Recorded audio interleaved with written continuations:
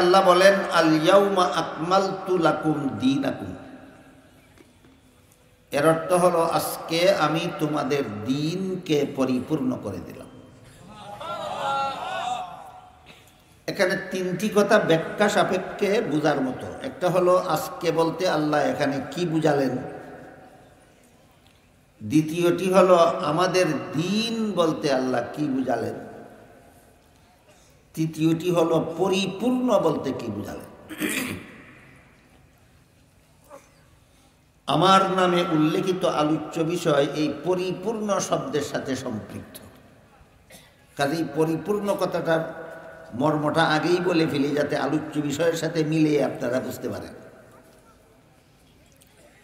আল্লাহ পাক রব্বুল আলামিন ইসলামের বিধিবিধানকে পরিপূর্ণ করে দিয়েছেন, এই কথার যত ব্যাখ্যা যত তফসিরের কিতাবে লেখা আছে সবগুলির সারমর্ম হল ইসলামের বিধিবিধান মানব জীবনের সব সমস্যার সমাধান। এই কথাটা আমরা সব সময় মনে রাখার চেষ্টা করি, কোনোদিন যেন ভুলে না যায় যে আল্লাহ যে সূরা মায়েদার ৩ নম্বর আয়াতে বলেছেন আল ইয়াউমা আকমালতু লাকুম দীনাকুম, এর মর্ম হলো ইসলামের বিধিবিধান মানব জীবনের সব সমস্যার সমাধান। মানব জীবনের যদি সব সমস্যার সমাধান হয় ইসলামের বিধিবিধান, তাহলে কি শুধু মুসলমানদের সব সমস্যার সমাধান না অমুসলমানদেরও? অমুসলমানদের। এই মানব জীবনের শব্দের ভিতরেই আমাদের আলোচ্য বিষয় নিহিত আছে। ইঙ্গিত করে দিলাম, এবার আমরা ধারাবাহিকভাবে আয়াতের ব্যাখ্যাটা বোঝার চেষ্টা করি। এখানে তিনটি কথা ব্যাখ্যা সাপেক্ষ। একটি হলো আজকে বলতে আল্লাহ কোন দিন বুঝালেন, দ্বিতীয়টি হলো আমাদের দিন বলতে কি বুঝালেন, তৃতীয়টি হলো পরিপূর্ণ বলতে কি বুঝালেন। প্রথম প্রশ্নের জবাব আয়াতের শানে নুজুলে উল্লেখ আছে। আপনারা যারা সব সময় কুরআনের তাফসীর শুনে থাকেন আপনাদের জানা থাকার কথা যে কোনো ঘটনা উপলক্ষে যদি কোনো আয়াত নাযিল হয় তাহলে সেই ঘটনাকে আয়াতের শানে নুজুল বলা হয়। সূরা মায়েদার ৩ নম্বর আয়াত আল্লাহ পাক রব্বুল আলামিন রাসূল করিম সাল্লাল্লাহু আলাইহি ওয়াসাল্লামের ঐতিহাসিক বিদায় হজের ভাষণকে কেন্দ্র করে নাযিল করেছিলেন। আর সেই ভাষণটি আল্লাহর রাসূল প্রদান করেছিলেন ১০ম হিজরি সনের জিলহজ মাসের ৯ তারিখ শুক্রবারে। ১০ম হিজরি সনের জিলহজ মাসের ৯ তারিখ শুক্রবারে হজ পালনের সময় আরফার ময়দানে অবস্থানকালীন সমবেত ১০০ লক্ষ সাহাবায়ে কেরামদের উদ্দেশ্য করে আল্লাহর রাসূল একটা মহামূল্যবান ভাষণ দিয়েছিলেন। এই ভাষণটাকেই ইসলামের ইতিহাসে মহানবীর বিদায় হজের ভাষণ বলা হয়। এই ভাষণকে কেন্দ্র করে আল্লাহ বলেন আজকে আমি তোমাদের দ্বীনকে পরিপূর্ণ করে দিলাম। কাজেই এখানে আজকে বলতে কোন দিন? রাসূলের বিদায় হজের ভাষণের সন তারিখটা হলো ১০ম হিজরি সন জিলহজ মাস ৯ তারিখ শুক্রবার আসরের সময় জবলে রহমত নামক পাহাড়ের পাদদেশে রাসূল তার বাহনের পিঠে আরোহিত অবস্থায় প্রায় ১০০ লক্ষ সাহাবায়ে কেরামদের উদ্দেশ্য করে এক মহামূল্যবান ভাষণ দিয়েছিলেন। সেই ভাষণকে কেন্দ্র করে আল্লাহ আয়াত নাযিল করে বলেন আজকে আমি তোমাদের দ্বীনকে পরিপূর্ণ করে দিলাম। কাজে এখানে আজকে বলতে কোন দিন? বিদায় হজের ভাষণের।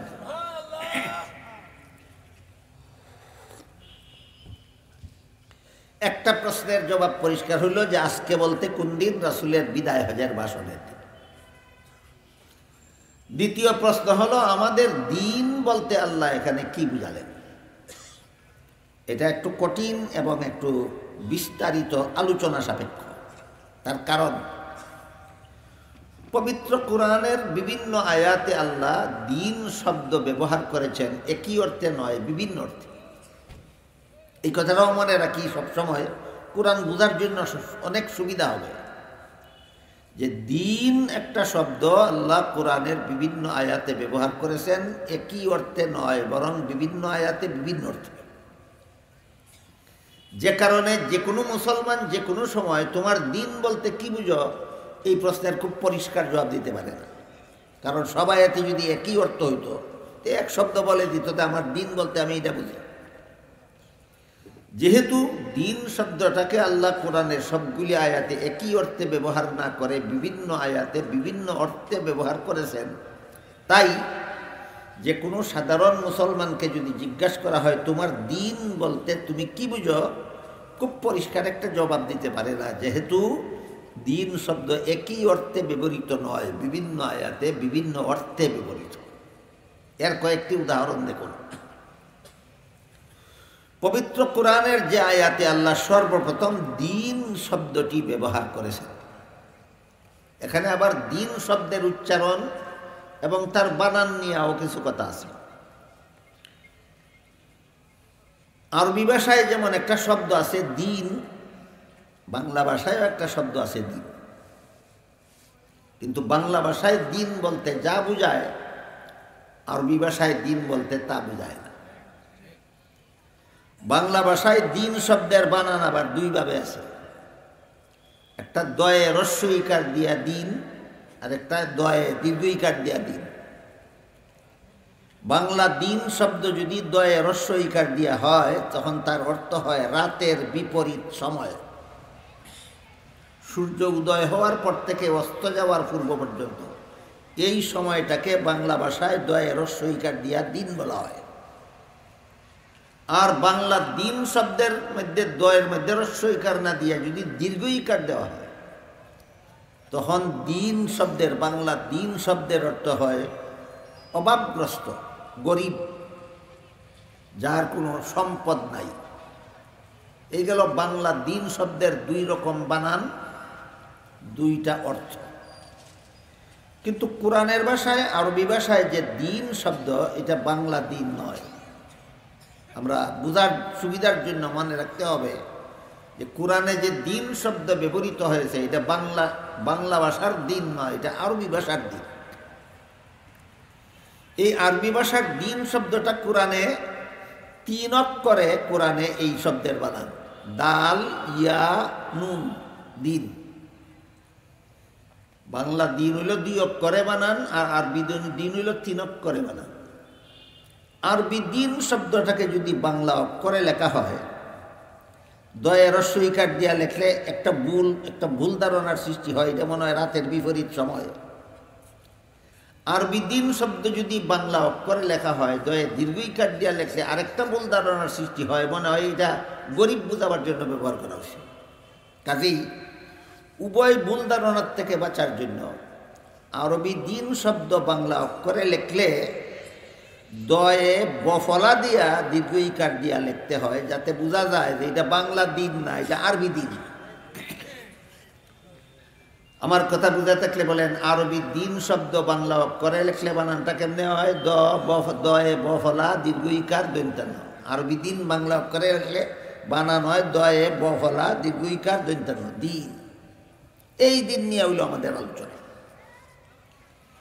এই দিন শব্দটা আল্লাহ কোরআনের বিভিন্ন আয়াতে বিভিন্ন অর্থে ব্যবহার করেছেন। এর মধ্যে সর্বপ্রথম যে আয়াতে আল্লাহ দিন শব্দ ব্যবহার করেছেন, সেটা হলো সূরাতুল ফাতিহার 3 নম্বর আয়াত। এখানে আল্লাহ বলেছেন মালিকি ইয়াউমিদ্দিন, এই যে দিন শব্দ। এই আয়াতে আল্লাহ দিন শব্দকে কর্মফল অর্থে ব্যবহার করেছেন। মালিকি ইয়াউমিদ্দিন আয়াতের শব্দার্থ হলো কর্মফল দান দিবসের মালিক, মর্মার্থ হলো কিয়ামতের দিনের মালিক। যেহেতু কিয়ামতের দিনে আল্লাহ সারা দুনিয়ার সমস্ত মানুষের জীবনের কর্মফল দেবেন, এই জন্য কিয়ামতের দিনকে আল্লাহ আয়াতে কর্মফল দেওয়ার দিন নামে আখ্যায়িত করেছেন। কিয়ামতের দিন ওই কর্মফল দেওয়ার দিন, এই জন্য কিয়ামতের দিনকে আল্লাহ কর্মফল দেওয়ার দিন নামে আখ্যায়িত করেছেন সূরা ফাতিহার 3 নম্বর আয়াত। আমরা সংক্ষেপে এতটুকু মনে রাখি সামনের কথাগুলি বোঝার জন্য, যে মালিকি ইয়াউমিদ্দিন আয়াতে দিন শব্দকে আল্লাহ কর্মফল অর্থ বুঝাবার জন্য ব্যবহার করেছেন। মনে রাখতে হবে, আরও কয়েকটা অর্থ যখন শুনবেন তখন কিন্তু ভুলে যাবে। এই জন্য আমরা একটু লক্ষ্য করে মনে রাখার চেষ্টা করি যে মালিকি ইয়াউমিদ্দিন আয়াতে আল্লাহ দিন শব্দকে কর্মফল অর্থে ব্যবহার করেছেন। তারপরে দেখুন সূরাতুল বাকারার 256 নম্বর আয়াতে আল্লাহ আবার বলেছেন, দিন শব্দ উল্লেখ করে বলেন লা ইকরাহা ফিদ্দিন। এখানে দিন অর্থ কর্মফল নয়, লা ইকরাহা ফিদ্দিন আয়াতে আল্লাহ দিন শব্দকে ধর্ম অর্থে ব্যবহার করেছেন। আয়াতাংশের অর্থ হইল লা ইকরাহা ফিদ্দিনের অর্থ হইল ধর্মের বেলায় বল প্রয়োগ চলবে না, বরং সমস্ত ধর্মাবলম্বীরাই আপন আপন ধর্ম পালনে স্বাধীন। সমস্ত ধর্মাবলম্বীরাই আপন আপন ধর্ম পালনে স্বাধীন।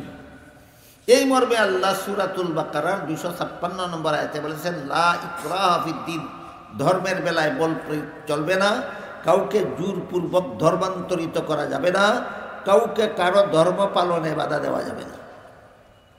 এটার সাথেও আমার আলোচ্য বিষয়ের মিল আছে। কোনো কোনো ইতিহাসে পাওয়া যায় যে এই একমাত্র ব্যক্তি মুহাম্মদুর রাসূলুল্লাহ ছিলেন যিনি কোনো রাষ্ট্র পরিচালনার জন্য সর্বপ্রথম একটা লিখিত সংবিধান তৈরি করেছিলেন। আল্লাহর রসুল মদিনা রাষ্ট্র প্রতিষ্ঠা করার আগে, মদিনা সনদ নামের সংবিধান তৈরি করার আগে দুনিয়ার বিভিন্ন দেশের রাজা বাদশারা কতগুলি মুখস্থ নীতিমালার ভিত্তিতে দেশ শাসন করত, তাদের কারো কোনো লিখিত সংবিধান ছিল না। তাহলে লিখিত সংবিধান সর্বপ্রথম মুহাম্মদ রাসূলুল্লাহ তৈরি করলেন এই নবপ্রতিষ্ঠিত রাষ্ট্রের পরিচালনার নীতিমালা হিসাবে। এটার নাম হইল মদিনা সনদ। সেই মদিনা সনদের একটা ধারা ছিল, এই রাষ্ট্রে মুসলমানেরা যেমনভাবে স্বাধীনভাবে বসবাস করার অধিকার রাখে এবং নিজেদের ধর্ম পালনের অধিকার রাখে, ঠিক তেমনিভাবে এই মদিনা রাষ্ট্রে যে সমস্ত ইহুদিরা সংখ্যালঘু, যে সমস্ত সংখ্যালঘু ইহুদিরা মদিনা রাষ্ট্রে বসবাস করে, এরাও স্বাধীনভাবে এদের ধর্ম পালনের অধিকার রাখে, এরাও এই মদিনা রাষ্ট্রের নাগরিক হিসাবে গণ্য। মুসলমানেরাও নিজেদের ধর্ম পালনে স্বাধীন, মদিনা রাষ্ট্রের ইহুদিরাও তাদের ধর্ম পালনে স্বাধীন। কোনো মুসলমানের অধিকার নাই ইহুদিদের ধর্ম পালনে বাধা দেওয়ার, কোনো ইহুদির অধিকার নাই মুসলমানের ইসলাম ধর্ম পালনে বাধা দেওয়ার। তাহলে ঐতিহাসিক মদিনা সনদেও সূরাতুল বাকারার 256 নম্বর আয়াতে যেভাবে অন্যান্য ধর্মাবলম্বীদের, অন্যান্য সংখ্যা লঘু ধর্মাবলম্বীদের ধর্ম পালনের স্বাধীনতা যেভাবে কোরআনে স্বীকৃত, ঠিক তেমনিভাবে ঐতিহাসিক মদিনা সনদেও সংখ্যালঘু অমুসলিমদের ধর্ম পালনের অধিকার স্বীকৃত হইল কিনা? স্বীকৃত হইল। এখান থেকে একটা মহামূল্যবান শিক্ষা আমরা পেলাম, সেটা হলো মুসলমানের দেশের সংবিধানের কোনো ধারা উপধারা কোরআন বিরোধী হতে পারে না। কোরআনেও আল্লাহ বলেছেন সংখ্যালঘু অমুসলিমরা আপন আপন ধর্ম পালনের স্বাধীন। মদিনা সনদেও রাসূল লিখে নিয়েছেন মদিনার ইহুদিরা আপন আপন ধর্ম পালনের স্বাধীন। এর দ্বারা আমরা কি শিক্ষা পেলাম? মুসলমানের দেশের সংবিধান কোনোদিন কোরআন বিরোধী হতে পারে না। একদল কুচক্রী সংবিধান কোরআন বিরোধী ধারা সংবিধানে সংযুক্ত করার জন্য রাজনৈতিক জীবন থেকে ইসলামকে নির্বাসন দিয়েছে। এরা বলে ইসলাম পালিত হবে ব্যক্তি জীবনে, ইসলাম পালিত হবে পারিবারিক জীবনে, রাষ্ট্রীয় জীবনে ইসলাম পালিত হবে না, রাষ্ট্রীয় জীবন পরিচালিত হবে মানুষের মন গড়া বিধানে। আমি একটু সময়ের জন্য জিজ্ঞাসা করতে চাই, যে সমস্ত লোক নিজেদেরকে মুসলমান বলে পরিচয় দেয়, আল্লাহর বান্দা বলে দাবি করে, মুহাম্মদুর রাসূলুল্লাহর উম্মত বলে দাবি করে, আর বলে যে রাষ্ট্রীয় জীবনে ইসলামের বিধান চলবে না, তুই তোর বুকে হাত দিয়া ক তোর নবী মুহাম্মদ রাসূলুল্লাহ রাষ্ট্রীয় জীবনে ইসলাম পালন করছিলেন কিনা? তাহলে তুমি কার আদর্শে বিশ্বাসী? তুমি তো তোমার নবীর আদর্শে বিশ্বাসী না। হায়া লজ্জা নাই এই নবীর উম্মত হওয়ার দাবি করো? হায়া লজ্জা নাই নবীর জীবনকে নিজের আদর্শ বলে দাবি করো? বেহায়া বেলাদা আর কারে কয় নির্লজ্জ আর কাকে বলা যেতে পারে? মুহাম্মাদুর রাসূলুল্লাহ ব্যক্তি জীবনের জন্য আমাদের আদর্শ, মুহাম্মাদুর রাসূলুল্লাহ পারিবারিক জীবনের জন্য আমাদের আদর্শ, কিন্তু মুহাম্মাদুর রাসূলুল্লাহ সামাজিক জীবনের জন্য আমাদের আদর্শ নন। মুহাম্মাদুর রাসূলুল্লাহ অর্থনৈতিক জীবনের জন্য আমাদের আদর্শ নন। মুহাম্মাদুর রাসূলুল্লাহ রাষ্ট্রীয় জীবনের জন্য আমাদের আদর্শ নন। মুহাম্মাদুর রাসূলুল্লাহ আন্তর্জাতিক জীবনের জন্য আমাদের আদর্শ নন। এমন কথা যারা বলে এরা কোরআনের সব কিছুই মানে না, একাংশ মানে একাংশ মানে না। এইরকম কুস্বভাব যাদের আছে, যারা আল্লাহর কিতাবের একাংশ মানে একাংশ মানে না, এদের ব্যাপারে আল্লাহ কোরআনে পরিষ্কার ভাষায় বলেছেন, আফাতুমিনুনা বিবাদিল কিতাব ওয়া তাকফুরুনা বিবাদ ফামা জাযাউ মান ইয়াফআলু যালিকা মিনকুম ইল্লা খিজয়ুন ফিল হায়াতিদ দুনিয়া ওয়া ইয়াউমাল কিয়ামাতি ইউরাদ্দুনা ইলা আশাদ্দিল আযাব ওয়া মাল্লাহু বিগাফিলিন আম্মা তা'মালুন। তোমরা কি আল্লাহর কিতাবের একাংশ মানবে আর একাংশ মানবে না? এমন কুচক্রান্ত যারা আল্লাহর কিতাব নিয়ে করবে, আল্লাহ পাক রব্বুল আলামিন বলেন এদেরকে দুইটা শাস্তি দেব, একটা দুনিয়াতে একটা আখিরাতে। দুনিয়ার শাস্তি হবে লাঞ্ছনা আর বঞ্চনা। আল্লাহর কিতাবের একাংশ মানে না যারা, এদেরকে আল্লাহ কোরআনে কটা শাস্তি দিবেন বলেছেন? দুইটা, একটা দুনিয়াতে একটা আখিরাতে। দুনিয়ার শাস্তিটা কি? দুনিয়ার জীবনের লাঞ্ছনা আর বঞ্চনা, অপমান আর বেইজ্জত। আর আখিরাতের শাস্তির বিবরণ দিয়ে আল্লাহ বলেন ওয়া ইয়াউমাল কিয়ামাতি ইউরাদ্দুনা ইলা আশাদ্দিল আযাব, পরকালে তাদেরকে জাহান্নামের ভয়ঙ্কর শাস্তিতে নিক্ষেপ করা হবে।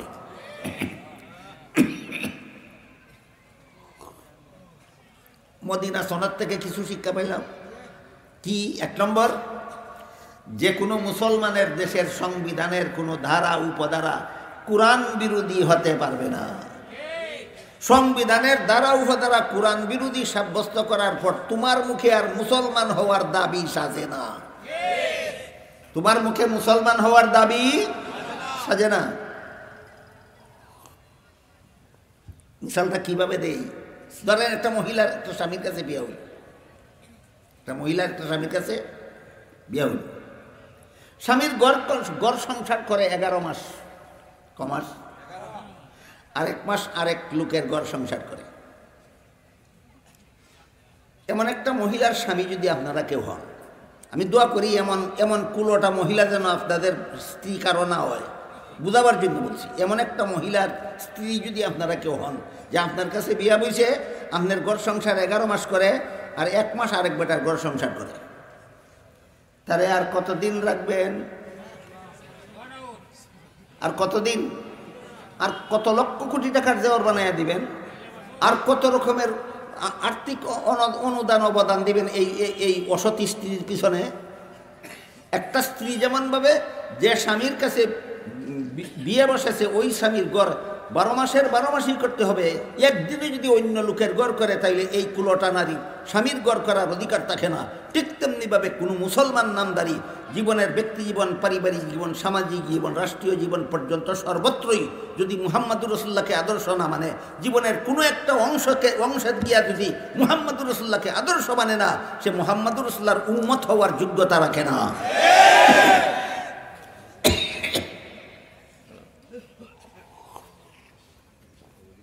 মদিনা সনদের একটা শিক্ষা পাইলাম, কোরআন বিরোধী হওয়া যাবে না যদি দেশটা মুসলমান সংখ্যাগরিষ্ঠ লোকের হইয়া থাকে।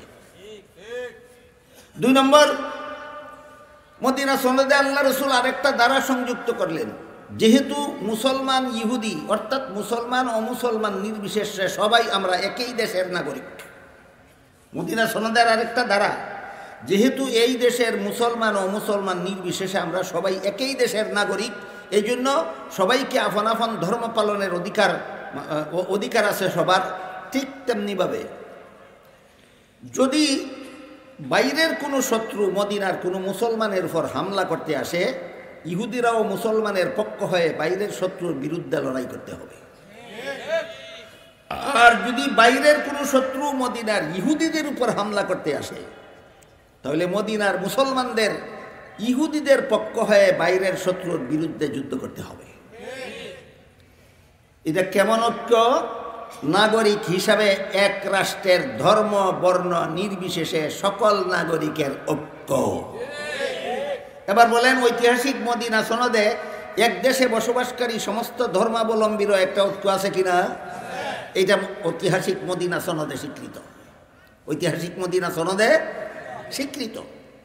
বাকি কথা বলার আগে আমি আপনাদের কাছে জানতে চাই, জিজ্ঞেস করতে চাই, আমার যতটুকু কথা আপনারা বুঝতে পেরেছেন, কোনো মুসলমান দেশের সংখ্যালঘু অমুসলিমদের নিরাপত্তার জন্য, স্বাধীনতার জন্য, যাবতীয় মানবাধিকারের জন্য মানব রচিত কোনো মন গড়া মতবাদের দরকার আছে না ইসলামের বিধান যথেষ্ট?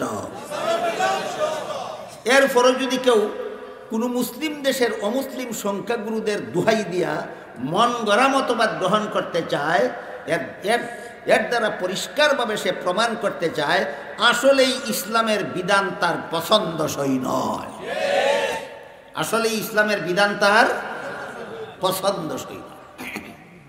এজন্য আমাদের এই সমস্ত ব্যাখ্যা বিশ্লেষণের দ্বারা, এই সমস্ত আয়াতের তফসিরের দ্বারা আমাদের ইমানকে নূতনভাবে যাচাই করা দরকার। কে কি পরিমাণ ইমানদার আছি আর কার ইমান কি পরিমাণ নষ্ট হয়ে গেছে। বিষয়টা সহজে বোঝার জন্য আমি একটা উদাহরণ দিই আপনাদেরকে। আমি আশা করি আপনারা সবাই জানেন ওযুর ক ফরজ, 4 ফরজ: মুখ ধোয়া, হাত ধোয়া, মাথা মাসা করা, পাও ধোয়া। ওযুটা শুদ্ধ হওয়ার জন্য শর্ত আছে। ওযু সম্পন্ন হওয়ার আগ পর্যন্ত ওযুভঙ্গের কোনো কারণ তোমার দ্বারা ঘটতে পারবে না। ওযুটা পুরা হওয়ার আগে ওযুভঙ্গের কোনো কারণ তুমি ঘটাইতে পারবে না। কাজেই এক ব্যক্তি মুখ ধুইল, হাত ধুইল, মাথা মাসা করলো, ফাউ ধোয়ার আগে বায়ু ছেড়ে দিল, এর ফলে খালি ফাউটা দিলেই চলে না, সবটা ক্যান্সেল। যেমনভাবে ওযুর 3 ফরজ আদায় করার পরে 4র্থ ফরজ আদায় করার আগে বায়ু ছেড়ে দিলে 3 ফরজ আদায় করছ ক্যান্সেল হয়ে যায়, ঠিক তেমনিভাবে ব্যক্তি জীবনে ইসলাম মান্যা নিলে, পারিবারিক জীবনে ইসলাম মান্যা নিলে, সামাজিক জীবনে ইসলাম মান্যা নিলে, রাষ্ট্রীয় জীবনে ইসলাম না মানলে বেটা তুইও ফায়দা দিছস, তোর ইসলাম শেষ। ফাউ দুইবার আগে ফায়দা দিলে যেমন ওযু শেষ, রাষ্ট্রীয় জীবনে ইসলামের বিধান মান্যা নিলে তোর ইমান শেষ।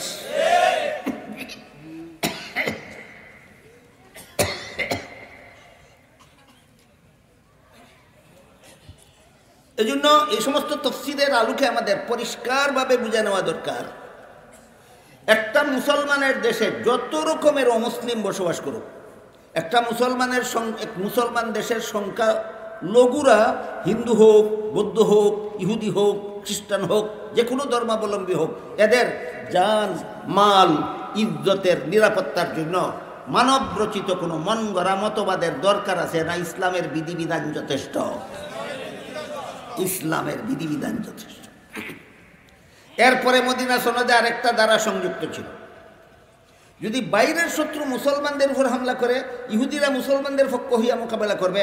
যদি বাইরের শত্রু ইহুদিদের উপর হামলা করে, মুসলমান ইহুদির পক্ষ হইয়া বাইরের শত্রুর মোকাবেলা করবে। যেহেতু মুসলমান ও মুসলমান নির্বিশেষে আমরা সবাই একই দেশের নাগরিক, তাহলে এক দেশের নাগরিক হিসাবে ধর্ম বর্ণ নির্বিশেষে সবার জন্য একটা ঐক্য আছে কিনা?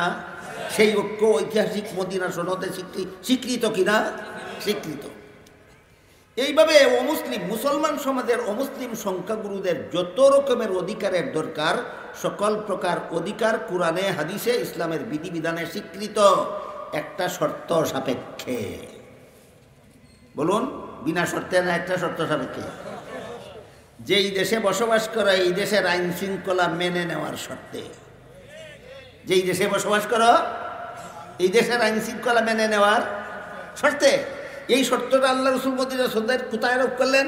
ওই শর্তটা আরোপ করে আল্লাহ রসুল মদিনা সনদের আরেক ধারায় উল্লেখ করে দিলেন, যদি এই দেশে বসবাসকারী 2 জন নাগরিক কোনো বিষয় নিয়ে কুন্দলে লিপ্ত হয়, যদি এই দেশের 2 নাগরিকে ঝগড়া হয় কোনো বিষয় নিয়ে, সেই ঝগড়া মীমাংসার জন্য এই রাষ্ট্রের প্রধান পরিচালক মুহাম্মাদুর রাসূলুল্লাহকে বিচারক হিসাবে মেনে নিতে হবে।